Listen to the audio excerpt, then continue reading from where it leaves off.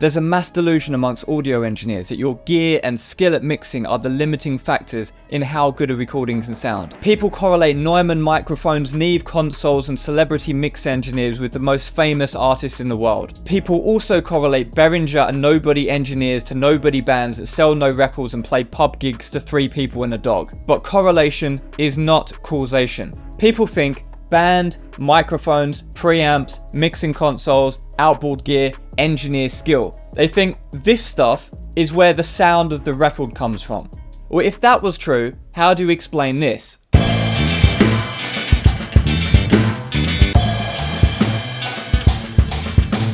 The 2 clips you just heard is the same music played on the same instruments with the same microphones, with the same preamps, with the same mix settings, the same master bus settings. Everything is the same apart from one variable, and one of the clips sounds alright and the other clip sounds like absolute crap. Some people think you'll make or break a song using an SM58 instead of a U87, but even more people would like to believe that getting Chris Lord-Alge or Bob Clearmountain to mix your track could really make the difference between a hit and a flop. But the embarrassing truth here is that there is a much bigger factor which will make or break your entire mix. It's way more significant than microphones, preamps, mixing consoles, EQ, compression, and even mixing engineers.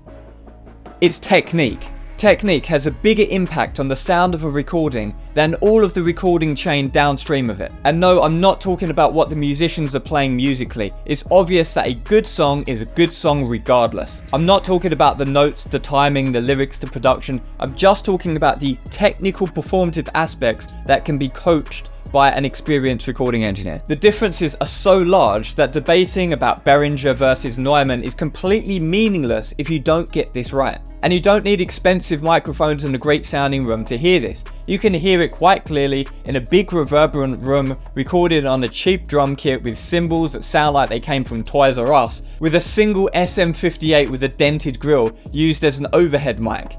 Yes, let's listen to that.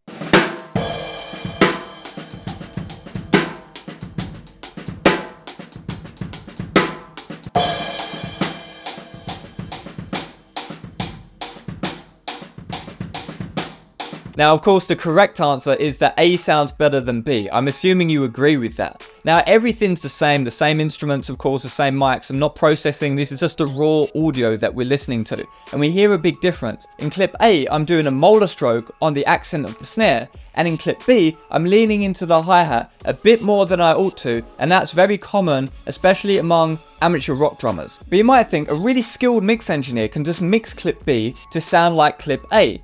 No, you can't. Once you've recorded it like that with the bad technique, you cannot make that sound like clip A. It's a huge difference in the recording, and even the best mix engineer isn't going to be able to get there without using really fake artificial stuff like drum triggering samples and stuff like that. But if you're going to do all of this artificial sample replacement approach, you might as well not bother recording acoustic drums in the first place. But now let's add a kick drum microphone and do a bit of a mix using some wizardry with parallel processing to get it to sound a bit better, a bit fuller, a bit wider than that mono single SM58 as an overhead mic.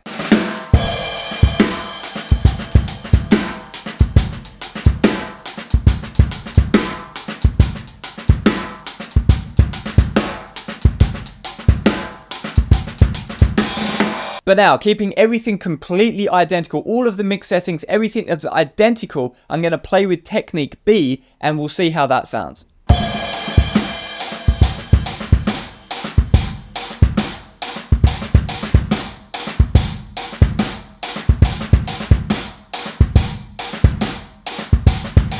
So I'm sure you agree, the difference in sound between Technique A and Technique B, keeping everything completely identical, could potentially make or break a record, and the differences absolutely swamp microphone choice, Neumann versus Behringer. Who cares when you don't have the technique down? Now, so some more astute viewers might be thinking, yeah, but you're playing a bit of a Purdy shuffle vibe there and the ghost notes are really important. If you weren't playing so many ghost notes, maybe the differences wouldn't be so big. Okay, well let's play a drum pattern like a Skull Snaps type drum pattern without any ghost notes at all.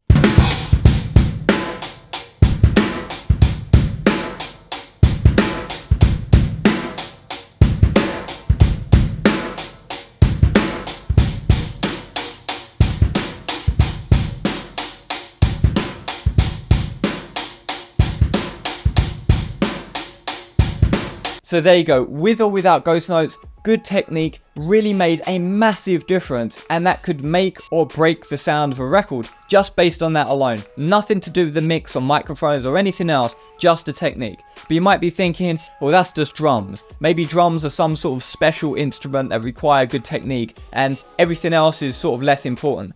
Maybe, but let's have a look when we play guitar and bass in different ways. In technique A, we can play with our fingertips in a confident way, and technique B, we can play with our thumb on the bass. And with the guitars in technique A, we can play with a pick in a confident way in the right place further towards the bridge. And in technique B, we can play the guitar without a pick using our fingers. Now that's not a pop at Jeff Beck or anyone who plays guitar with their fingers, because those guys really know how to get a good sound without a pick. I'm just doing a bog standard technique without a pick using my fingers here. And we can compare the difference between technique A and technique B as a whole song.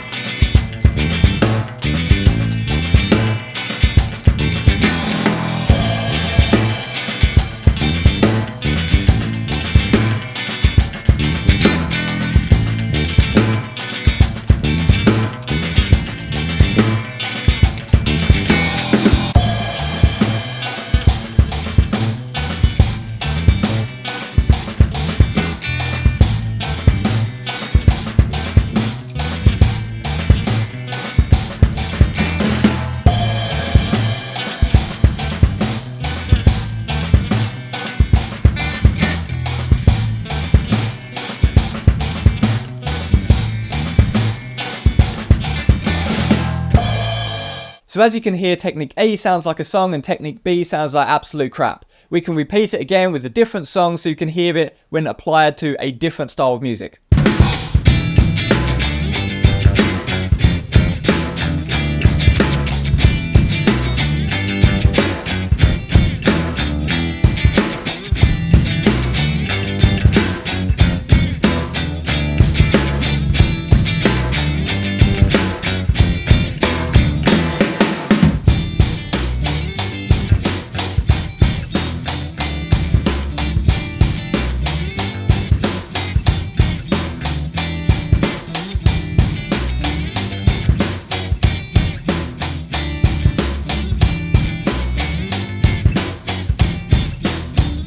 And again, we get the same result. Technique A sounds like a song, and technique B sounds like absolute crap. Now, I'm not playing any tricks on you here. This is legit, just the same recording, same settings, everything is the same. And to demonstrate that, I'm just going to release the multi-tracks of both of these songs, including the video footage, the live video footage of me playing this. You've got the raw takes, so you can watch the video footage of me playing it. You can see there's no trickery involved here whatsoever. Link in the description below if you want to download the multi-track and the session. You see all of my mix settings and everything is completely the same between A and B. If you resurrected Marvin Gaye and he released his next LP, which was recorded on an iPhone, I would definitely buy that. And John Bonham is one of the best sounding drummers of all time, not because of the recording equipment at the time, but in spite of it. As a recording engineer, in an age where you're also saddled with the responsibility of producer by default, it's your responsibility to make these suggestions to the artist to make sure the technique is correct. So what is coming through the microphones into the control room is sounding good. Every recording engineer, especially those who work with rock music, should know what a Moeller stroke is, how to do it, how to demonstrate it. Instead of this, I'm making a little flick with my wrist here, like that.